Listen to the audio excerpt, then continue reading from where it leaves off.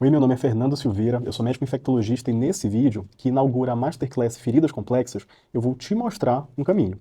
O caminho entre o profissional que executa um curativo e o profissional que se torna referência clínica na condução de feridas complexas. O que eu venho chamando de gerenciador de feridas complexas. Talvez esse nome ainda pareça novo para você, então deixa eu te explicar exatamente o que ele significa. O gerenciador de feridas é o profissional capaz de responder três perguntas que mudam completamente a condução de um caso. O que realmente impede essa ferida de fechar? 2. O que precisa ser investigado antes de tomar qualquer decisão? E 3. Qual intervenção realmente tem potencial para mudar o desfecho desse paciente?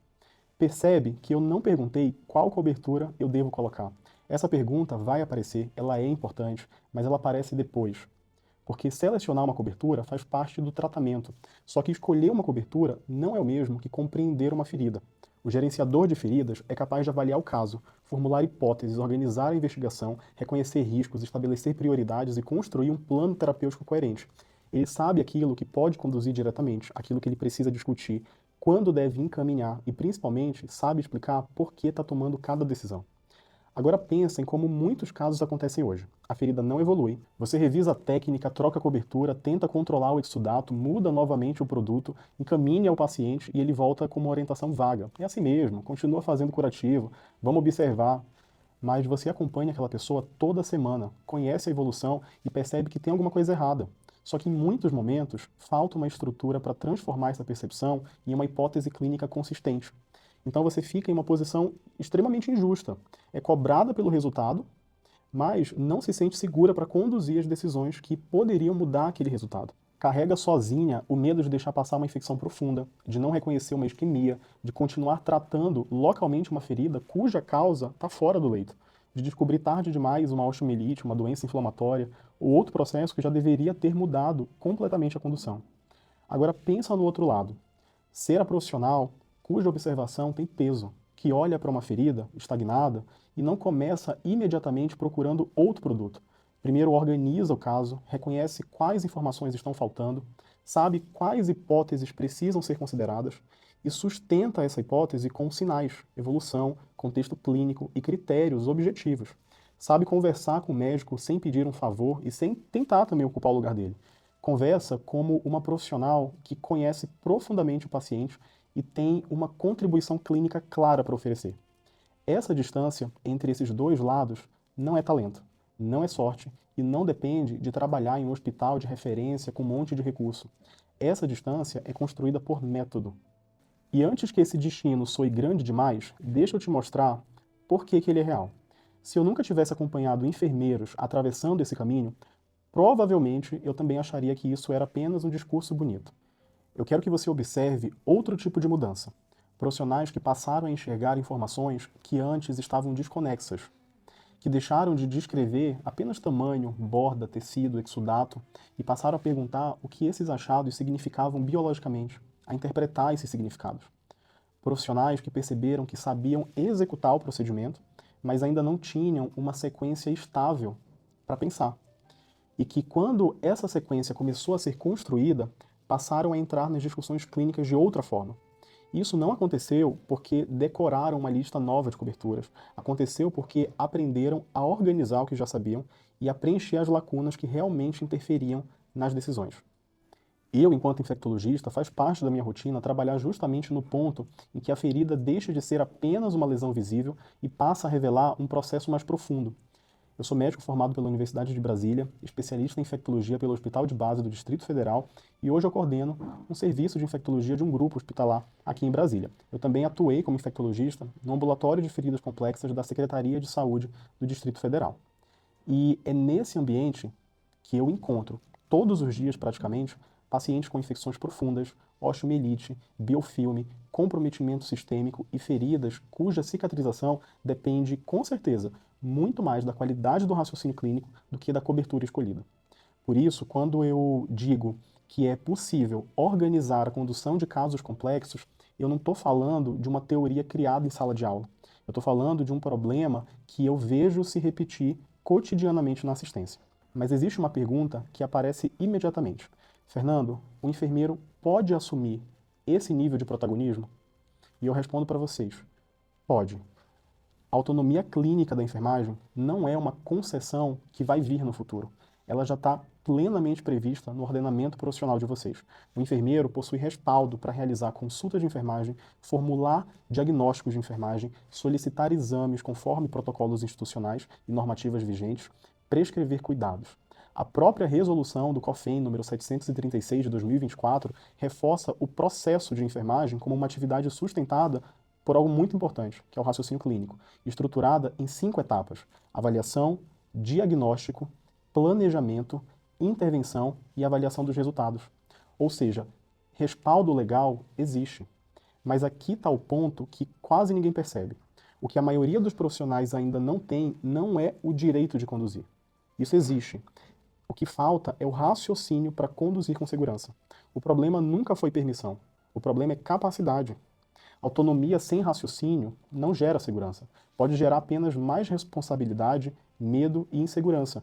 A autonomia só se torna clinicamente segura quando existe densidade teórica para sustentar isso, quando há conhecimento suficiente para avaliar, interpretar, justificar decisões e mobilizar os profissionais necessários. E a maioria das formações ensina muito bem procedimentos. E, infelizmente, pouquíssimas acompanham o aluno repetidamente pelo ciclo completo, avaliar, formular uma hipótese, decidir, acompanhar a resposta, perceber a falência desse resultado e revisar a hipótese inicial. E esse é um ponto que muitos profissionais travam. O curso de enfermagem possui uma formação extensa e generalista. Isso é necessário porque eu acredito que o enfermeiro precisa estar preparado para atuar em uma quantidade enorme de contextos. Isso acontece com a formação médica também. Mas existe uma consequência óbvia. Uma graduação que precisa formar para a atenção primária, para o cenário hospitalar, para a urgência, para a saúde coletiva, para a saúde mental, da mulher, para fazer gestão, saúde, enfim, são tantos os campos que ela não vai conseguir aprofundar todas as complexidades do gerenciamento longitudinal da ferida. Isso não significa que a graduação seja inútil, de forma nenhuma. Significa só que ela tem outro objetivo. Hoje, a enfermagem é uma força de trabalho gigantesca, presente em hospitais, unidades básicas, domicílios, consultórios, instituições de longa permanência, serviços de urgência. E são justamente esses profissionais que permanecem mais tempo perto do paciente, que veem a ferida semana a semana, que percebem a alteração do odor, da dor, da profundidade, do exsudato, do estado geral. Ou seja, quem está mais perto do problema muitas vezes ainda não recebeu a arquitetura completa para organizar aquilo que está observando. O problema não é simplesmente falta de interesse individual, existe uma dificuldade real de formação e atualização nesse campo. E é exatamente aí que existe uma oportunidade. Não apenas uma oportunidade financeira, mas uma oportunidade de ocupar uma função clínica que já é necessária, que precisa e ainda não está claramente organizada e que não está sendo ocupada da forma como deveria ser ocupada. A função de quem gerencia o caso por inteiro. Antes de começar o conteúdo principal dessa aula, eu preciso te contar como esse método surgiu. Porque ele não começou na vontade de criar um curso. Ele começou com uma história pessoal, com minha mãe. Eu ainda era residente de infectologia quando ela realizou uma cirurgia que deveria ter, na verdade, uma recuperação relativamente simples, uma cruroplastia. Era para durar um pós-operatório de algumas semanas. Não durou. A ferida operatória evoluiu com uma necrose extensa das 2 pernas e o que deveria ser uma recuperação de semanas se transformou num processo de quase 2 anos. Foram vários desbridamentos, tentativas cirúrgicas, múltiplas coberturas, oxigenoterapia hiperbárica e intervenções sucessivas que pareciam não conduzir para uma direção clara. E eu estava acompanhando, tudo de perto. Naquela situação, como médico, como residente em infectologia e principalmente como filho. E o que eu vi foi um cuidado completamente fragmentado. A cirurgiã tentava fechar a ferida, aproximando as bordas, como se o principal problema fosse apenas mecânico. E quando a gente percebeu que aquilo não estava funcionando, a gente chamou um enfermeiro especializado em feridas. Ele parecia compreender melhor o leito da lesão e o contexto como um todo. Tinha técnica, tinha experiência, mas ele não tinha voz dentro da equipe. Ninguém perguntava o que ele pensava sobre o caso. E ele acabava realizando intervenções no leito da ferida, mas dentro de um plano totalmente desarticulado. A impressão que eu tinha era que cada profissional fazia a sua parte e ninguém conduzia o todo. Uma intervenção depois da outra, uma cobertura depois da outra, uma tentativa depois da outra, muito trabalho, muita gente envolvida e o caso basicamente rodando em círculos. E eu acrescento mais, eu preciso ser honesto também em relação a isso. Eu também demorei para enxergar. Eu estava ali como médico e durante muito tempo eu também olhei só para a ferida, só para a superfície. Ninguém, nem eu, estava olhando de maneira organizada para os processos que estavam abaixo da ferida. A perfusão daquele tecido, a presença de material de foco profundo não controlado, a profundidade de infecção, a capacidade biológica de cicatrização daquele tecido, nada disso estava sendo avaliado. E aquilo era o que realmente determinava se aquela ferida teria ou não condições de fechar. Havia profissionais competentes em suas áreas, mas não existia alguém organizando as informações e conduzindo o caso como um sistema complexo como ele é. E foi somente depois, quando eu comecei a trabalhar diariamente com feridas complexas, que eu compreendi o que tinha acontecido naquela ocasião. Ninguém estava gerenciando aquela ferida. Havia procedimento, havia intervenção e esforço, mas cada decisão parecia um novo impulso. Tenta essa cobertura, tenta aproximar novamente, tenta a câmera hiperbárica, tenta outro produto, tenta esperar mais um pouco. Era tentativa e erro travestida de um plano terapêutico. E eu percebi que não era somente falta de organização. Faltava realmente uma competência específica. A competência de parar diante da lesão e compreender que aquela superfície era a expressão visível de processos biológicos mais profundos. Parar para perguntar: a perfusão desse tecido permite cicatrização? Existe pressão ou trauma repetido impedindo o reparo? O que aqui é apenas presença de micro-organismo e o que representa infecção clinicamente relevante? A profundidade da ferida aumenta a suspeita de comprometimento de estruturas nobres nesse caso? O estado nutricional, o controle glicêmico, a mobilidade e as outras condições sistêmicas estão interferindo e até mesmo sabotando a cicatrização? Ninguém estava organizando isso. Todo mundo fazia a mesma pergunta: o que a gente vai colocar na ferida? O que a gente vai fazer agora nesta ferida? Mas essa é uma pergunta de fim de cadeia. A pergunta que deveria aparecer antes era: por que essa ferida não está fechando?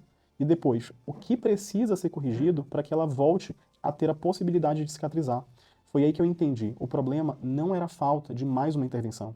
Faltava alguém que conduzisse o caso com método. Faltava um gerenciador. A ferida da minha mãe fechou, depois de quase 2 anos. Mas ficaram sequelas, deformidades, cicatrizes extensas.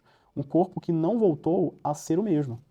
E boa parte desse dano não veio apenas do evento inicial. Veio do tempo que perdemos rodando em círculos. Cada mês a mais de ferida aberta foi um mês a mais de sofrimento e dano acumulado.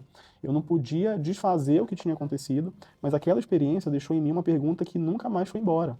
O que realmente governa a cicatrização de uma ferida?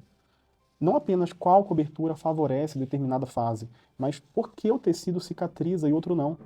O que a perfusão faz? Como a infecção interfere? Como o biofilme pode contribuir para a estagnação? Como a pressão repetida, a glicemia, a nutrição e o estado geral alteram o desfecho?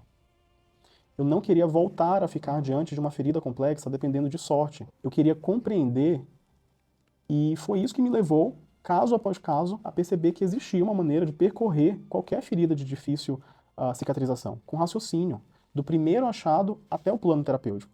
Só que essa forma de pensar não estava organizada em lugar nenhum. Depois que eu comecei a atuar com feridas complexas, enquanto infectologista, trabalhar em ambulatórios de feridas complexas e discutir casos com enfermeiros, eu percebi um padrão. A maioria dominava as coberturas, sabia fazer o manejo local e tinha boa técnica, mas a dificuldade surgia exatamente quando o caso travava. Esse era o momento em que eu costumava ser acionado, e quando eu perguntava e tentava extrair por que isso está acontecendo, a resposta era muito parecida. Eu sei fazer o curativo, mas quando a ferida estagna ou não evolui, eu não sei exatamente o que está acontecendo. Eu não sei o que eu devo investigar, eu não sei formular hipóteses diagnósticas. E qual decisão tomar a partir daqui? Talvez essa frase pareça ter saído inclusive da sua cabeça, mas ela saiu da cabeça de dezenas de profissionais com quem eu troco experiências semanalmente. Isso não é coincidência, isso é padrão. E esse padrão mostrou que o problema não era individual, era estrutural. Não era falta de dedicação, não era falta de cursos e quase nunca era falta de esforço, era falta de ordem. Essas profissionais tinham várias peças na mão: conhecimento, experiência, produtos, técnicas, protocolos, informações de aulas diferentes, mas não tinham um mapa que mostrasse como cada peça se conectava à outra. Foi aí que eu entendi o que precisava existir. Não mais um curso de cobertura, também não mais um médico para pensar no lugar da enfermagem, porque isso só produz mais dependência. O que precisava existir era um sistema de raciocínio, uma forma de pegar qualquer ferida difícil e percorrer o caso com método, com estrutura, do primeiro achado até a decisão. E presta atenção, porque esse é o coração do que a gente está construindo. Um sistema que a profissional seja capaz de carregar com ela, para o hospital, no consultório, na unidade básica, na casa do paciente, mesmo quando ainda não existe um exame disponível ou um especialista ao lado. Não para ultrapassar os seus limites, mas para reconhecer o que está acontecendo, qual é o risco, o que pode conduzir, o que precisa ser escalonado. Foi dessa necessidade que nasceu o método que eu vou apresentar e te apresentar hoje. E talvez você esteja pensando, se você é médico, por que que você quer ensinar enfermeiros e enfermeiras a pensar dessa maneira? E eu vou ser muito direto com você. Sim, isso aqui obviamente é um trabalho, o trabalho tem custo, tem valor, e eu não vou fingir o contrário, mas se fosse só pelo dinheiro, não valeria todo esse esforço. O que me move é ter visto de perto o custo penoso, deletério, da fragmentação do cuidado, em tempo, em tecido, em sofrimento, e perceber que existe um vazio enorme, colossal no Brasil, de enfermeiros competentes, presentes na linha de frente, mas sem uma retaguarda clínica e uma estrutura de raciocínio que deveriam ter recebido. Eu não acredito que a solução seja transformar enfermeiros em médicos, isso não faz o menor sentido. Eu acredito que a solução seja formar enfermeiros capazes de exercer plenamente a própria função clínica, com conhecimento, com método e com segurança. Quando eu ensino um profissional a raciocinar, eu não mudo um caso.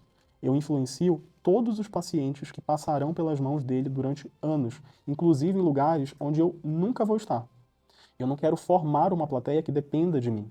Eu quero construir uma categoria que não precise de mim para pensar.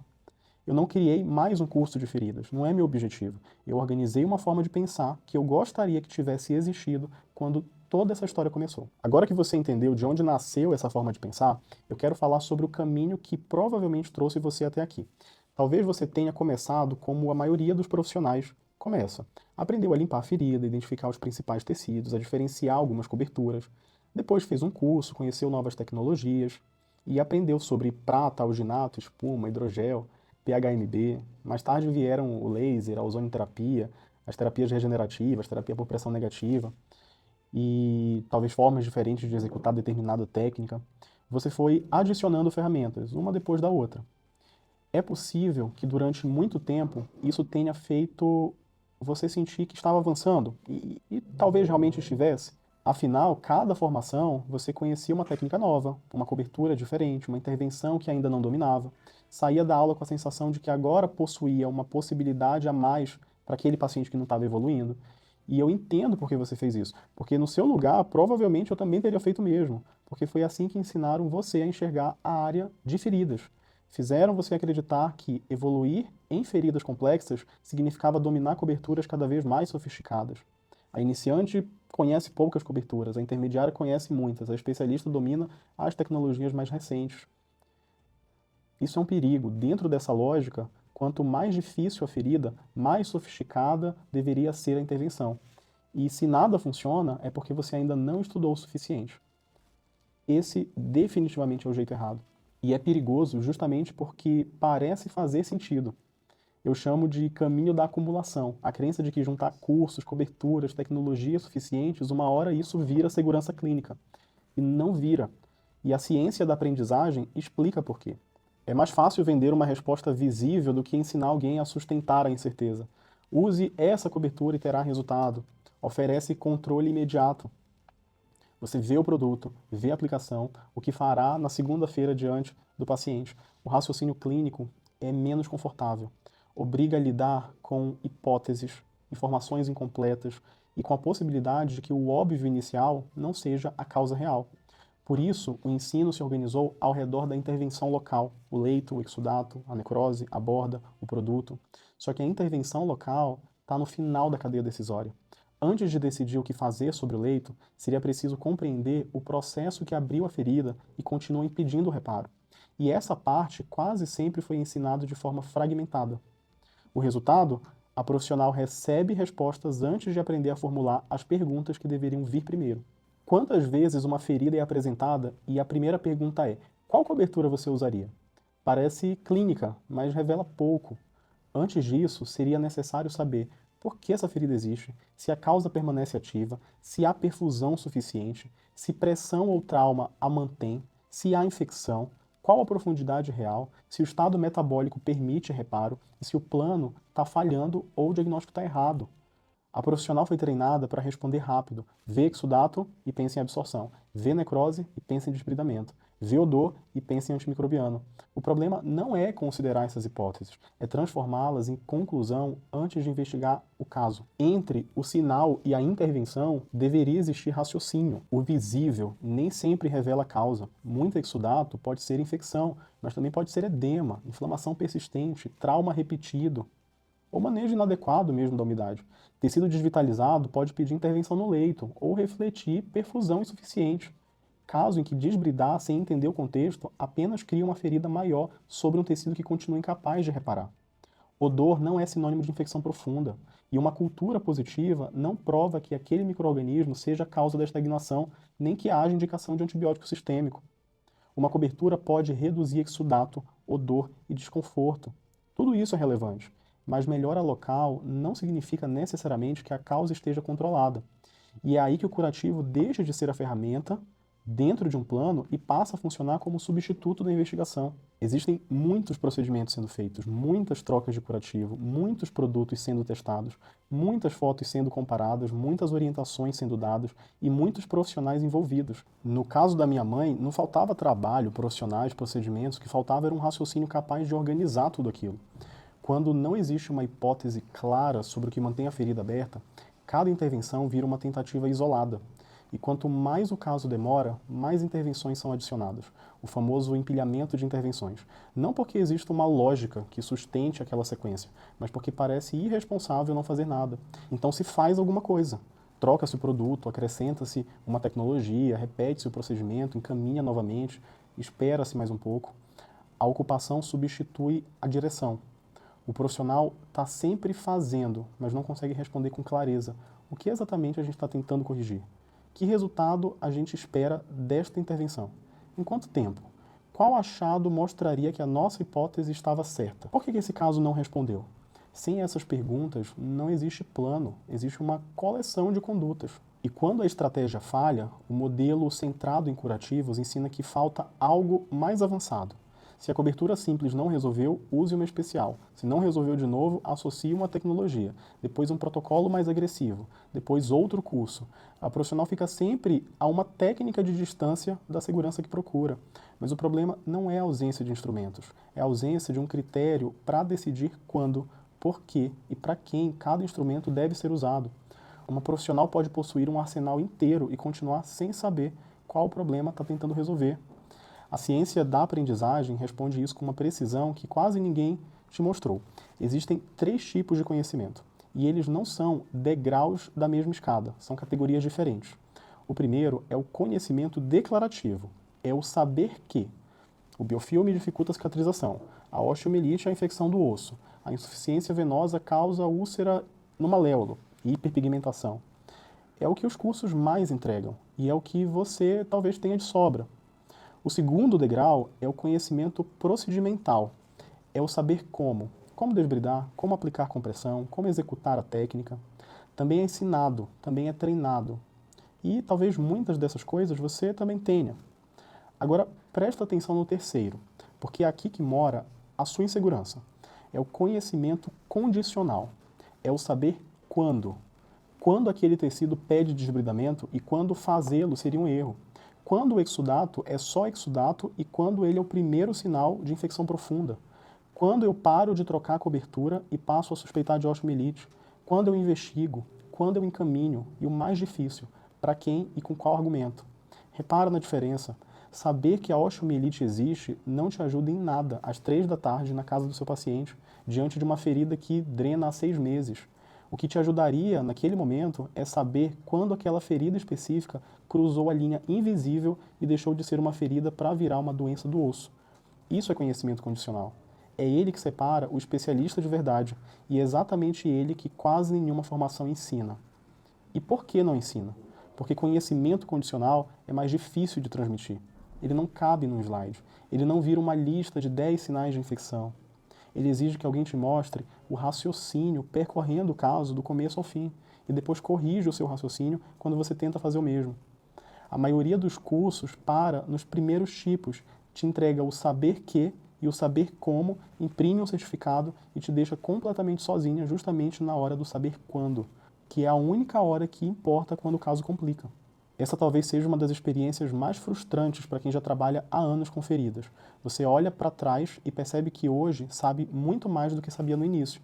Conhece mais produtos, executa melhor os procedimentos, já viu mais casos, faz cursos e talvez tenha feito uma pós-graduação, mas quando uma ferida não segue o caminho previsível e esperado, a insegurança continua aparecendo.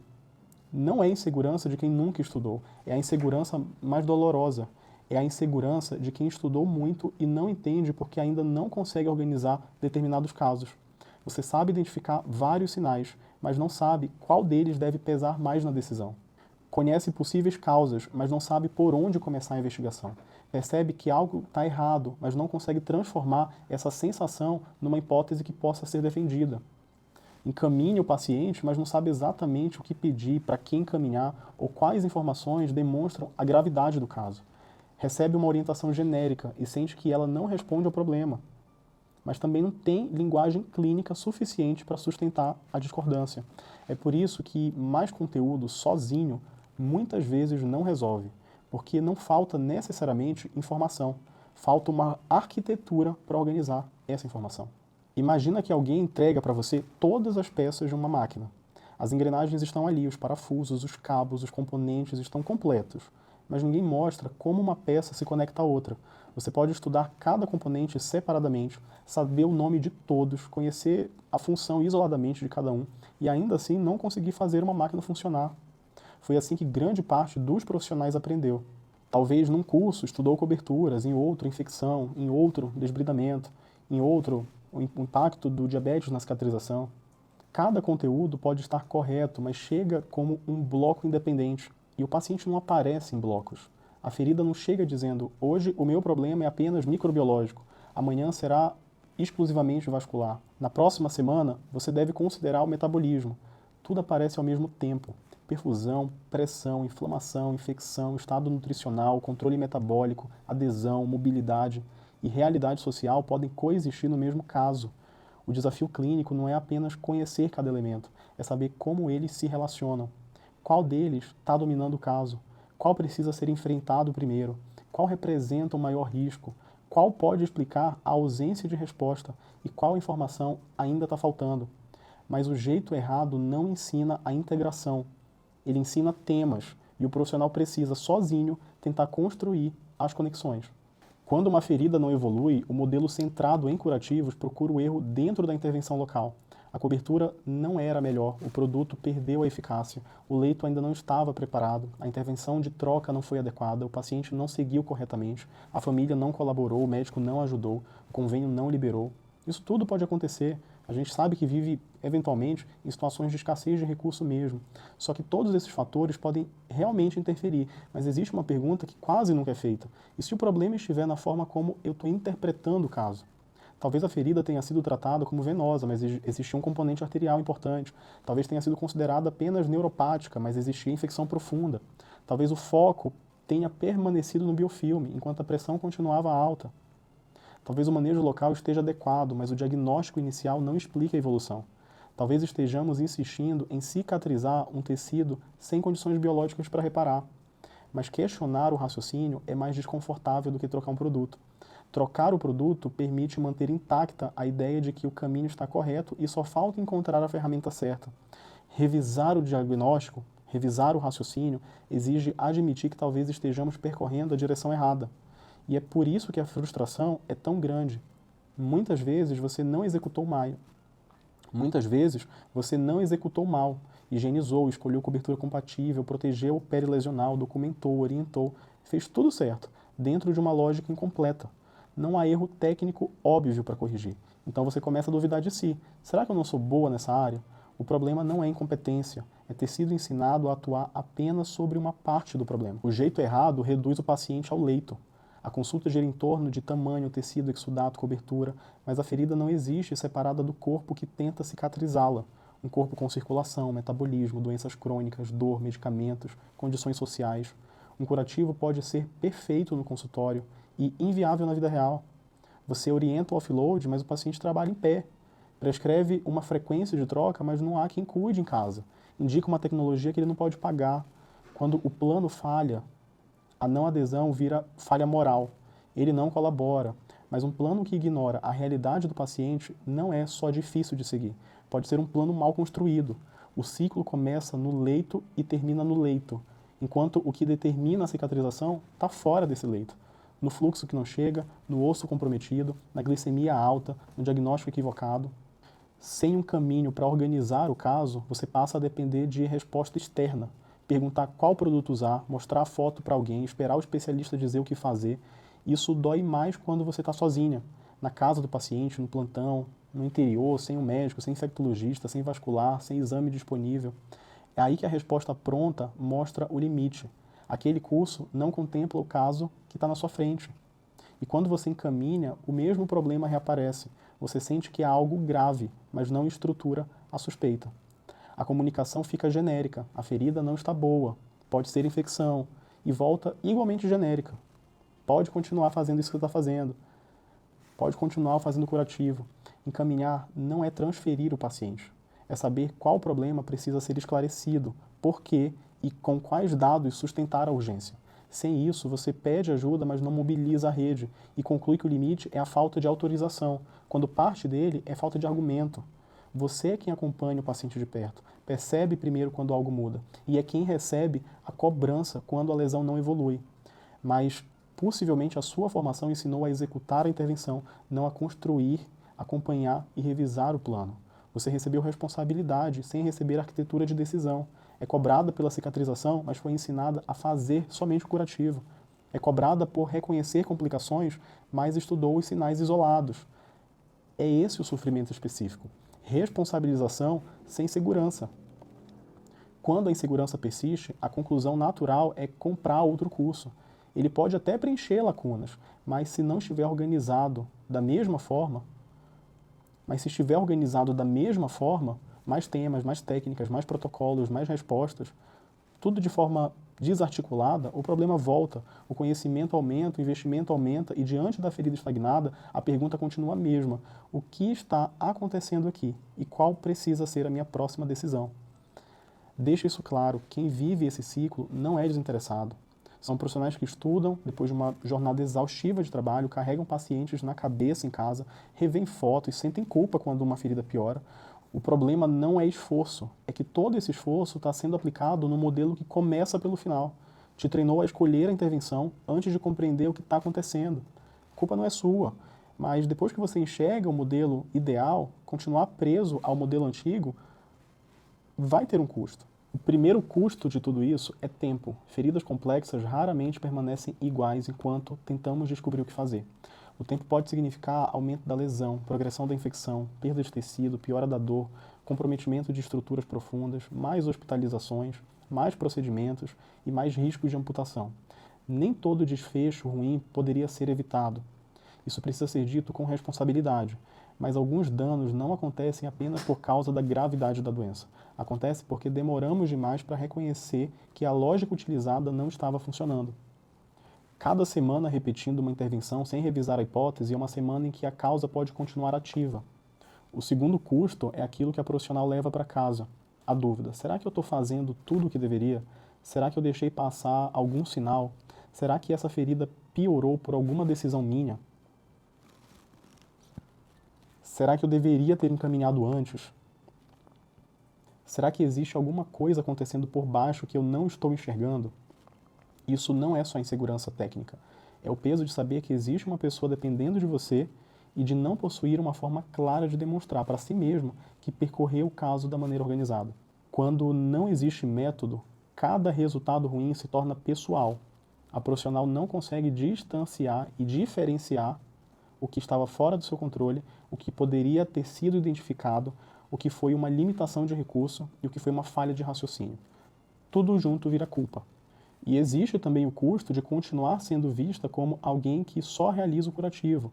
Mesmo que você conheça o paciente melhor do que qualquer outro profissional, Acompanhe a evolução há meses e perceba, primeiro, quando algo muda. Se a sua contribuição chega à equipe apenas como uma solicitação genérica ou uma descrição do leito, o seu conhecimento não aparece como raciocínio clínico. Você possui informação, mas não consegue transformá-la em argumento. E aí surge um problema que é o médico é visto como quem pensa e o enfermeiro como quem executa. Não necessariamente porque o médico deseja reduzir a sua função. Talvez isso possa acontecer.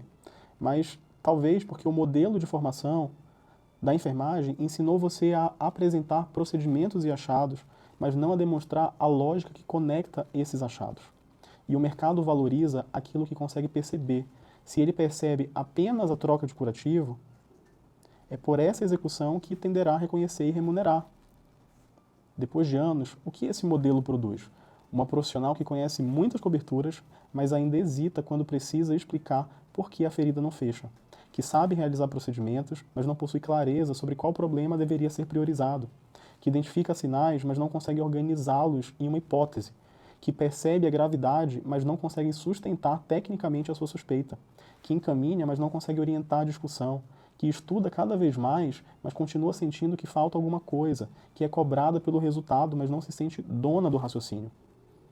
E esse é o ponto mais cruel. Ela começa a acreditar que o limite está nela, que não tem, eventualmente, inteligência suficiente, que precisa de mais experiência, que ainda não está pronta, que talvez não seja o profissional, que não seja a profissional que imaginou, quando muitas vezes o que está faltando não é capacidade, é uma forma de pensar que realmente nunca foi ensinada. Então eu quero que você termine essa aula entendendo uma coisa. O jeito errado não é usar coberturas de jeito nenhum. Não é estudar produtos, não é aprender tecnologias ou dominar procedimentos. Tudo isso tem valor. O jeito errado é acreditar que o domínio dessas ferramentas sozinho torna alguém capaz de conduzir uma ferida complexa. É começar pelo produto antes de compreender o problema. É tratar o sinal antes de interpretar o que ele significa. É acumular conteúdos sem possuir uma ordem para utilizá-los. É repetir uma conduta sem definir o que deveria acontecer. É trocar a intervenção sem revisar a hipótese. É olhar para o leito enquanto a causa permanece fora dele. É confundir quantidade de ações com qualidade de direção. Talvez seja por isso que você tenha a sensação de que sabe muito, eventualmente, mas ainda não possui a segurança que imaginava ter depois de tantos cursos. Talvez o fracasso, nesse sentido, não esteja relacionado a ter estudado pouco. Talvez esteja relacionado a porque você foi ensinada a estudar a parte final de um processo que começa muito antes do curativo. E quando essa lógica não for confrontada, a tendência é continuar repetindo o mesmo ciclo. A ferida estagna, você procura outra intervenção, obtém uma pequena resposta, a ferida estagna novamente, você procura outro curso, aprende mais uma ferramenta, mas continua sem conseguir explicar com clareza o que realmente impede aquele caso de avançar. Agora eu quero que você pense em uma ferida que acompanha ou já acompanhou. Uma ferida em que você trocou produtos, associou tecnologias, seguiu protocolos e executou o curativo tecnicamente correto. E ainda assim, ela não evoluiu. A pergunta que eu quero deixar para você não é qual cobertura teria sido melhor. A pergunta é em que momento alguém parou de intervir sobre aquela ferida e começou de fato a investigar por que ela continuava aberta. Talvez ninguém tenha parado. Talvez esse tenha sido o verdadeiro problema. Mas eu não quero apenas mostrar que esse caminho está errado. Na segunda-feira, eu vou apresentar o jeito certo. E eu não vou fazer isso utilizando um caso simples, em que qualquer conduta parece funcionar. A gente vai aplicar essa forma de pensar em feridas de alta complexidade, em casos com estagnação, comprometimento de estruturas profundas, risco de complicação e suspeita de infecção profunda. Você vai perceber que, quando existe uma sequência para organizar os sinais, formular as hipóteses diagnósticas, reconhecer riscos e estabelecer prioridades, até mesmo os casos que hoje parecem confusos começam a se tornar mais simples de conduzir. Não porque a ferida deixa de ser complexa, mas porque o seu raciocínio deixa de ser desorganizado. Na segunda-feira, você vai entender como sair da pergunta o que eu coloco nessa ferida e começar a responder o que está acontecendo com esse paciente, o que eu preciso investigar e qual decisão realmente pode mudar o desfecho. É aí que o curativo deixa de comandar o caso e o raciocínio clínico assume o lugar que sempre deveria ter ocupado. Então reserve a segunda-feira, porque na próxima aula eu vou mostrar como o jeito certo funcionaria na prática, inclusive diante de feridas com suspeita de infecção profunda. Eu te encontro nos dias 20 e 21 na próxima aula.